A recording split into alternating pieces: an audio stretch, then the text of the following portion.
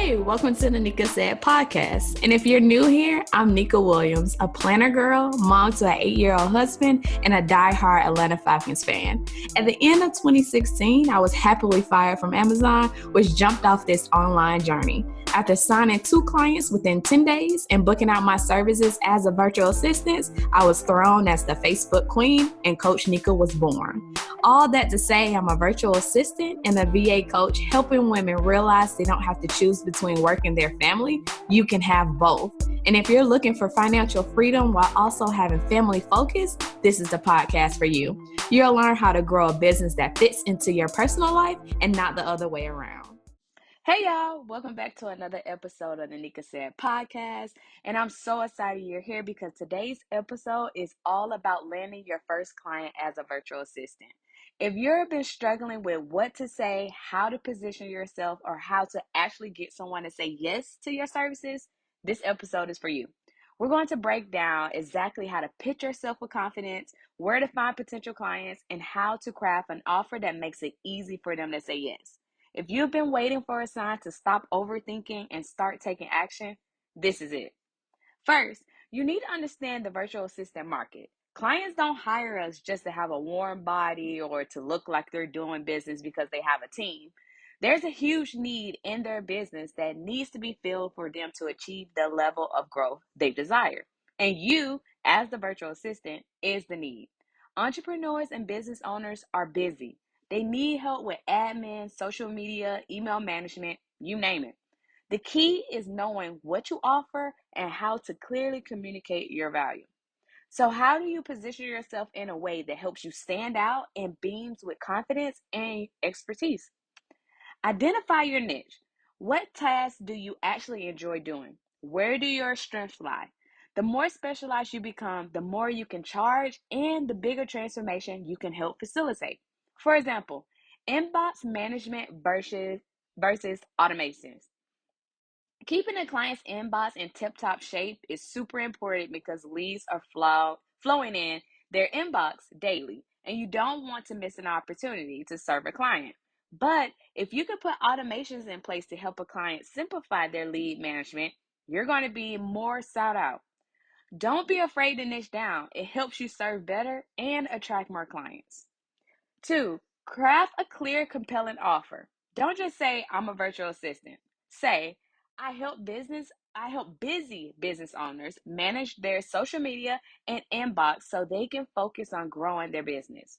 This becomes easier when you know exactly what transformation you can help a business owner have. What does their business look like right now? How are they operating on a daily basis? And what do they want? Step into their shoes and craft up the magic bullet to their dilemma.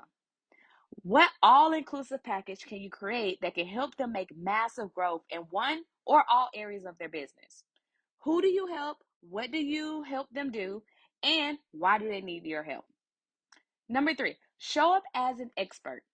Even if you're just starting out, own your skills and experience. Confidence is key. This is what helps me sell the most, not my expertise, not my shiny packages, but my unwavering belief in myself. Along this 9-year journey, I have met women more educated, more experienced, with more polished websites than me.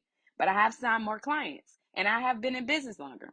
And that's because I believe wholeheartedly in the packages that I offer and the uniqueness that I bring to my clients' business. I just believe I am the one and the only person that can get them the absolute best results. And if you're just starting, then I need you to fake it until you make it. Show up on sales call 1 like you have been in business for 10 years. Okay, you know how to position yourself, but how do you find clients that are needing your offer? Here are a few of my top places to find your next clients. 1, Facebook groups. Engage in entrepreneur groups and provide value before pitching. And I know I'm going to get this question. Facebook groups have rules against selling. And of course, I get it. That's totally true.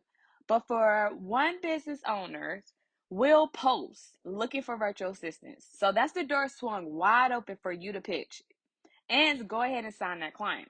But in the meantime, just document what you're doing. Let other business owners in on what you're working on, what you're accomplishing, answering tech questions to show off your expertise, There's just many different ways that you can showcase your services without actually selling.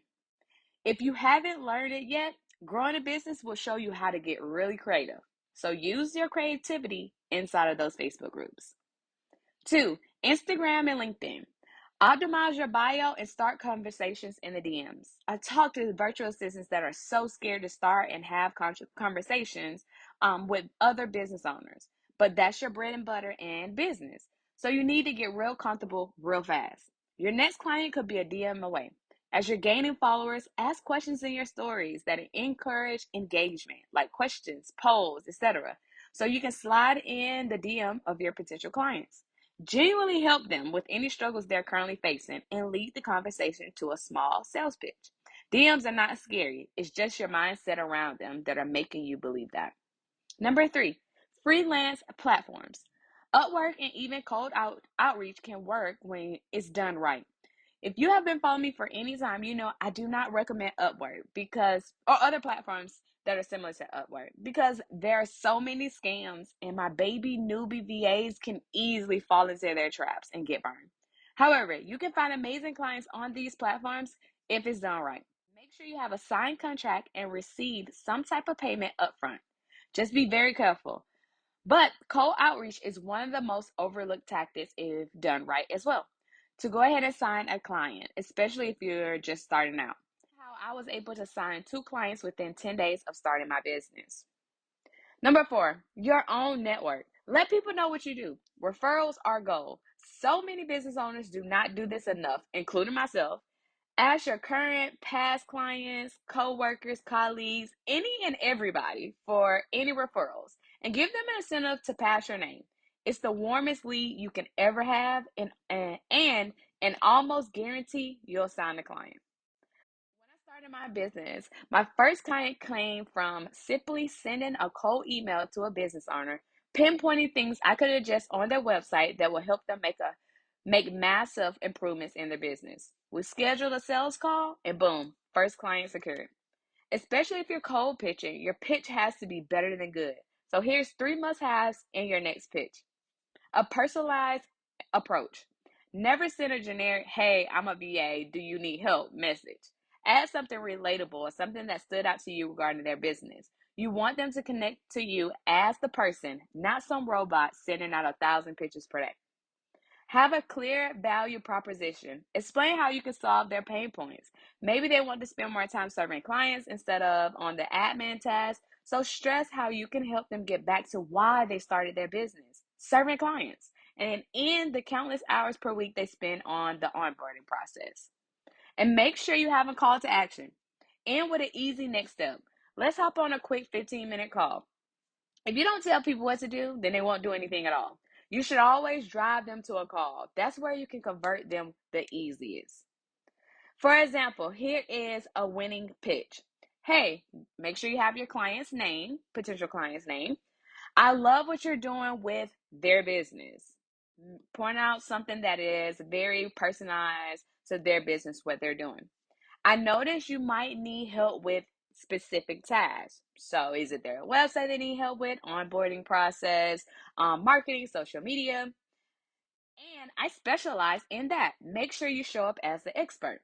I love to chat and see if I could take that off your plate. This is ending the countless of hours of this long to-do list. Do you have 15 minutes this week to connect?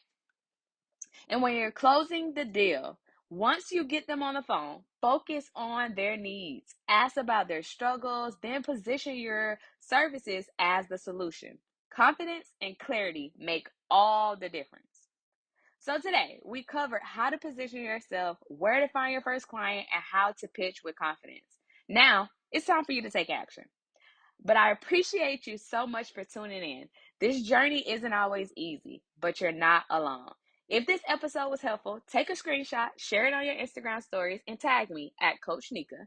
And if you're ready to land your first client, but you need a little more help and guidance, DM me. I'd love to help. But until next time, keep working.